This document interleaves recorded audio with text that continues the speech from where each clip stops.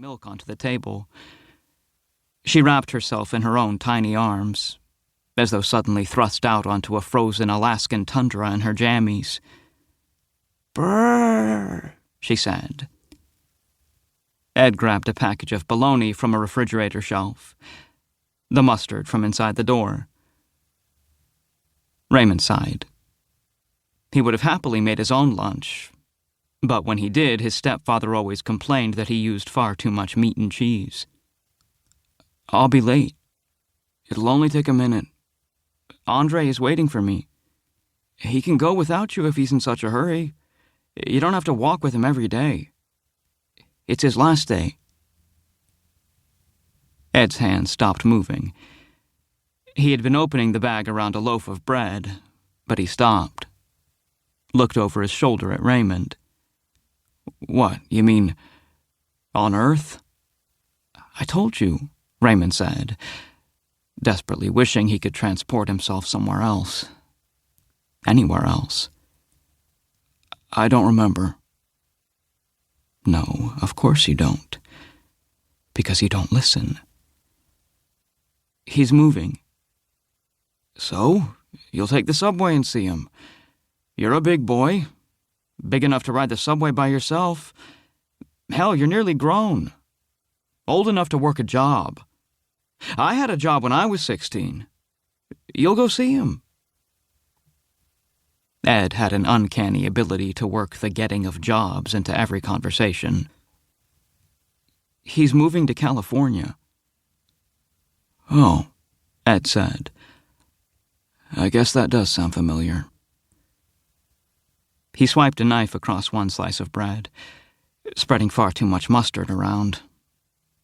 Then he dropped a single slice of bologna on the mustard and slapped another piece of bread onto that. He slid it into a plastic sandwich bag, grabbed a sad-looking orange from a bowl on the counter, dropped both into a brown paper bag that looked as though it had made 20 or more trips to school and back. "On his own?" Ed asked as he handed it to Raymond. "Or with his family?" "Of course with his family. He's not even 17 yet. Where's he going to go on his own? And if you say, in my day, with his family." "Tell him I said bye." "Right. I will." Raymond grabbed up his book backpack from the hall on his way to the door, slung one of its straps over his shoulder. He threw the door wide, then almost bowled Andre down on his way out. He grabbed one of his friend's arms to keep him from tipping over backward. When he was sure Andre had steadied himself, Raymond let go, and they just stood that way a moment, even though they both knew they were late. "Oh," Raymond said. He looked down at his friend, who was a good 2 heads shorter. "You're here." "Thought you forgot all about me, man." "No, sorry. I was trying to get lunch money from you-know-who." They ran down the stairs together, taking them 2 at a time. "Don't tell me," Andre said. "Let me guess. He made you a sandwich." "Right." "Like one that's hardly anything to eat at all." "Pretty much." They touched down on the 3rd-floor landing, gripped the railing to spin a tight turn, hit the stairs going down again.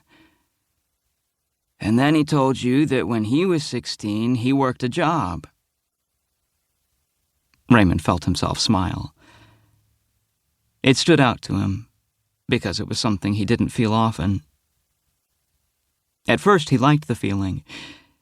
Then it hit him how much he would miss Andre when he was gone. They descended toward the 2nd floor in silence.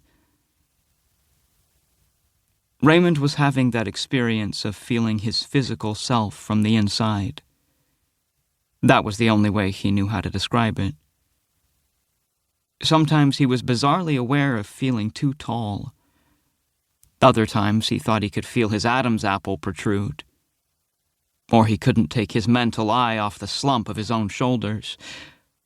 Or he was so aware of his own facial expression, the set of his lips, for example, that it almost felt